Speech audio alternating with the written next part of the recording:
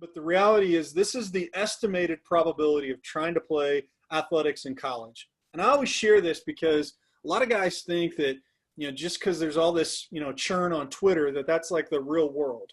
The reality is the stats that you see here. And it tells us that, and again, if you include a junior college and NAI, the numbers are a little bit greater, but it's certainly less than 10% of guys and girls get an opportunity to play college athletics. And that's a little sobering, to be honest with you. And it makes that, but the reality is that there are opportunities, but what you have to do as a student athlete, and what I want you to really think about is, we're going to take a rifle shot at recruiting, not a shotgun strategy. Okay. We want to be really precise. It means we need to have focus. We got to have a plan. We got to have some targets. We got to have great character. We got to have good academics. All that stuff has got to line up. And the more that we line it all up into kind of a rifle shot, the better that our probability odds get. Okay. Number two, guys, the end-all be-all is not playing at the University of Georgia or playing basketball at Duke. I mean, yes, in some ways it is the be-all, end-all in many cases, but there are other opportunities, whether it's Georgia Southern or Furman or North Dakota State or Cal Poly or whatever the situation may be.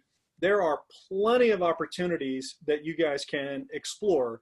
And with that, that means that scholarships, both academically and athletically, come in all shapes and sizes. Okay, they're not all the same.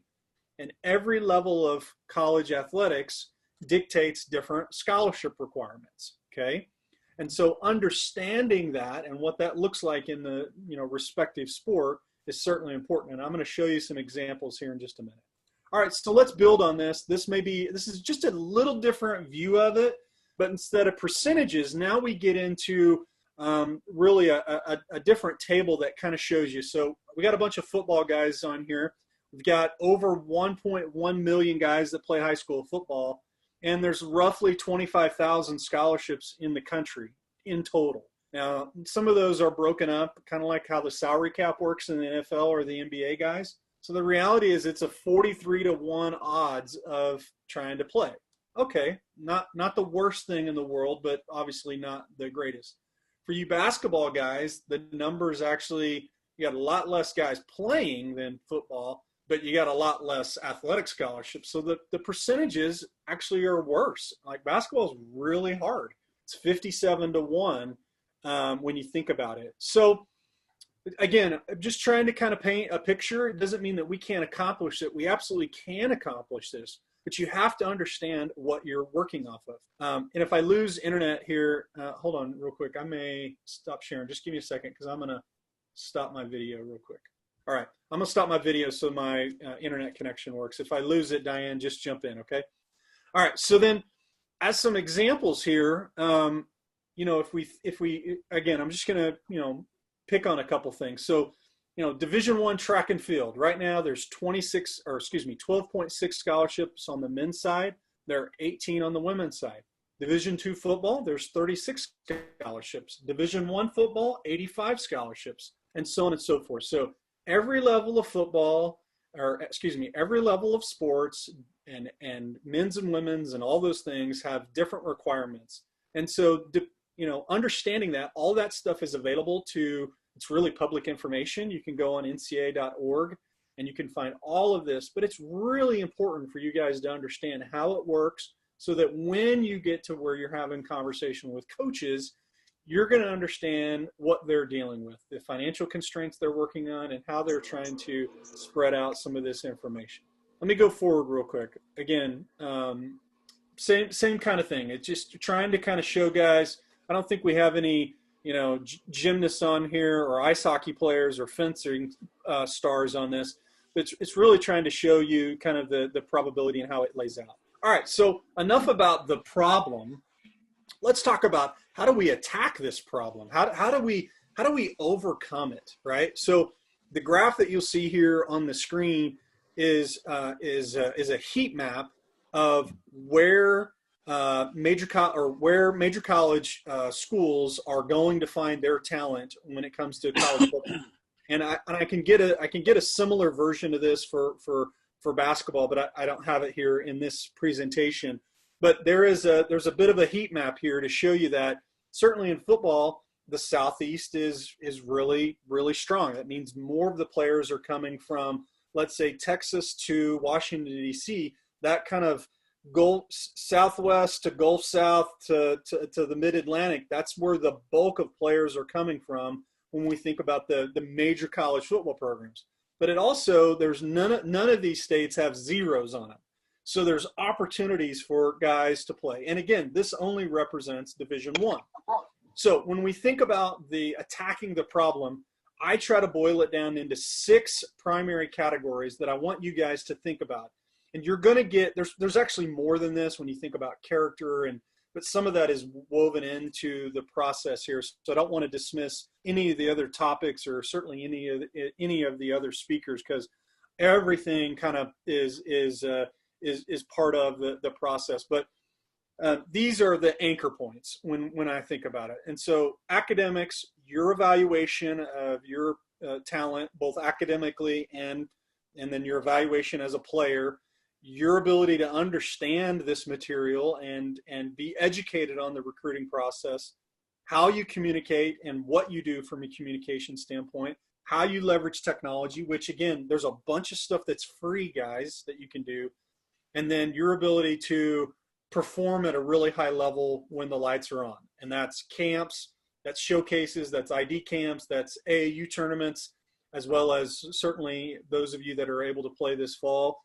Giddy up and bring it, right? So let's drill into this. And I'm going fairly fast because I want to leave time, Diane and team, to ask questions for not only me, but we got a bunch of panelists here that probably can jump in as well. And again, this is fairly high level, but we're setting the stage for your 6-week journey during Pivot to Play. So let's talk about academics.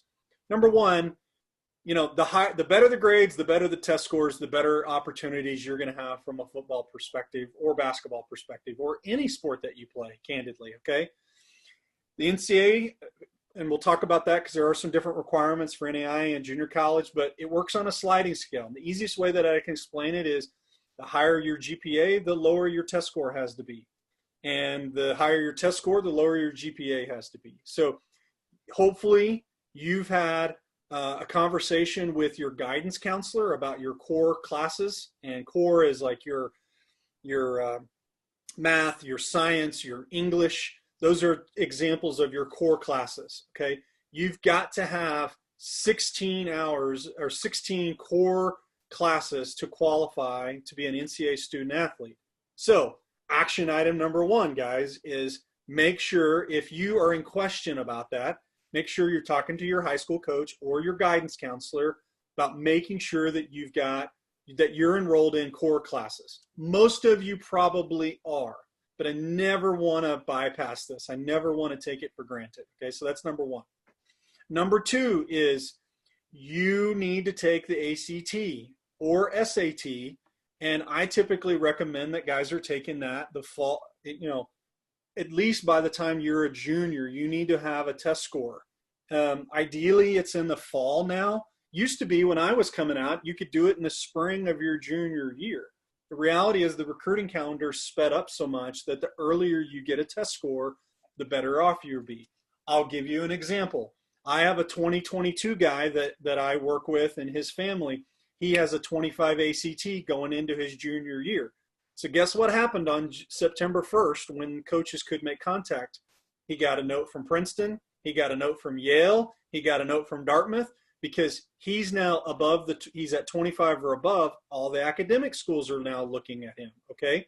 So regardless of if you're a good test taker or not, it's important to get you're going to have to take the test. So don't be shy, okay? Now here's what I would say with that. If you are a poor test taker, again, action item number 2 here on academics is you need to reach out to your guidance counselor about how you can take advantage of standardized test prep. Are you on an IEP? Are you on some sort of accommodations? Do you need help with testing and prep for testing? If you need to take ownership of that, don't just leave that up to mom and dad or your coach, like if you're struggle there, and you know who you are, if you're that guy, and I wasn't a great test taker either. I think I made a 19 on my ACT back in the day. If that's you, then seek out help. If you don't, then that would be the equivalent of, Coach Preston showing up to a game and he hadn't worked the team out all week, or Isaac here showing up for his game and he hadn't worked out in 2 weeks, right? Or all off season, right? So the care and time that you take on the athletic side, you got to do the same thing on the academic side. All right, let me go forward here. Evaluations. This is really important. There are many people that are on this call that can help you, and I know you're going to have a session, I think, Diane, on evaluations and how they work and so forth. Let me give you this at a really, really high level here, okay? Seek out counsel, guys, to helping you understand where you actually can play, okay? And why I say this is you need to find people that are not going to just tell you what you need, what you want to be told. You need to seek out people who will be very honest with you. And that doesn't mean your buddy, your uncle. Sometimes that's your coach. Sometimes it's not. And usually most coaches love their kids, and that's awesome. But you really need to make sure that you've sought out somebody who can honestly tell you, hey, I think you could play at the Division II level. I think you could play at an NAI or Division III, or, we might need to consider junior college for you. Or, hey, you've got an opportunity with XYZ to maybe play at the Division I or the FCS level. But getting an evaluation personally is really important, because on the flip side, there are a number of different evaluations. So this slide covers a bunch of different things, but if I go kind of top right if I go clockwise, and I'll start with, video. Number one is, guys, it does not take much video to make an initial evaluation. And when I say initial, there's a bunch of people that screen all sorts of kids that are trying to play. Every time you respond to a coach on Twitter, there's analysts and people that look at all that stuff, okay? Or if you send an email in or whatnot. That old adage of film don't lie couldn't be more true. This is not 1965 where they cannot find you. Everybody's got a Huddle account. Many of you guys have a YouTube account. Film does not lie. And make sure that you're, posting good, relevant information. But guys, that highlight film, probably 90 seconds, is about what you need. So I'll give you a little tip right now. For those of you that are playing, you need to be able to mid-season this fall, if you're playing football, or even mid-season and during a hoop schedule, you need to create a mid-season highlight film. After 3 or 4 games, you need to package something up and have it ready. That's number one. Number two is, typically if I'm going around the racetrack here, clockwise, camps are usually a big part of it. This fall's a little tough, but there are some national combines with some of the third-party evaluators that you could go to, especially for some of you guys that aren't able to play. And I'll speak to some of that in just a little bit. But typically your camps are a big piece of the puzzle, right? They want you on campus, kind of like dating, guys. They want you to be interested in them just like they want to be interested in you. So camps are a good way that kind of gauge your interest in who they are and so forth. The third thing is, these coaches are then usually, again, we're in a little bit of a weird recruiting cycle right now between Division I, Division II, and Division III. But generally, I'm going to speak broadly. They're going to be calling coaches. They're going to be coming by your school. They're going to be at events. They're going to be out there. Right now, because of the circumstances we're in, the Division I guys can't do that. But the Division II and Division III guys, they can be on the road right now. And so it depending on your sport, obviously there's a recruiting calendar, but as long as they're following their sport recruiting calendar, they can be on the road. Now, certainly can't be on for basketball right now, but generally that they're going to recruit by position. They may regionally recruit. And then, certainly if you become a prospect that they like, you get elevated to the coordinator or head coach or whatnot. The last piece is that, guys, especially you guys that are 21 players, but certainly for those that are 22s and 23s, and I think we got all represented here, Diane, right? We got a little bit of everybody, is that in football, you've also got third-party evaluators that are paid by the schools to be an extension of their recruiting staffs. So you have two primary ones in the U.S., National Preps and Exos Digital. Carp and I used to work at Exos, so we were there when they started that program. But they evaluate players at all sorts of levels, and they sell that information to these universities. And they're really looking down market at the 21s and the 22s, 23s, and 24s. Like, they're trying to get an early start radar, know who the regional guy is from those evaluators in your region, and leverage them. But listen, you got one of the things I want you guys to do is go on ncaa.org and find the recruiting calendar for your sport and get the Division I, the Division II, and the Division III recruiting calendar. Just do that. You'll know when coaches can come by. You'll know when they can call you. Then you'll know when they can direct message you. You'll know when you can go visit them. Have that. That will empower you to understand what happens and when does it happen. And there's a whole bunch of other rules and things like that I don't want to bore you with today, but you should at least know when they can communicate and when you can communicate with them and when you can visit them and so forth. It'll help you make a plan, and it'll be part of that kind of that recruiting game plan that Miss Diane has kind of referenced earlier. It certainly will help you guys, as you move forward. All right, next is communications. Should have a bunch of notes here, guys, that I want you to take. Number one is, listen, be proactive. Guys, you're fighting for less than 10% of slots out there in the world, right, for recruiting. So you need to be proactive. You need to make sure that you know and can write complete sentences with good punctuation.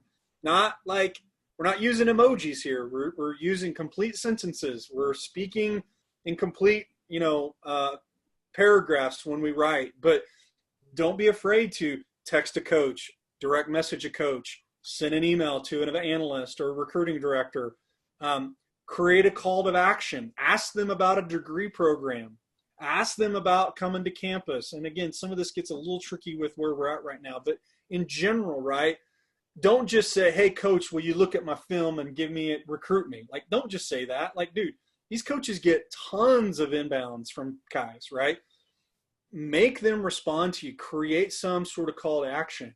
And if it goes quiet and they don't respond, guess what? It's kind of like the pretty girl you want to date. If she doesn't return your text messages, do not quit.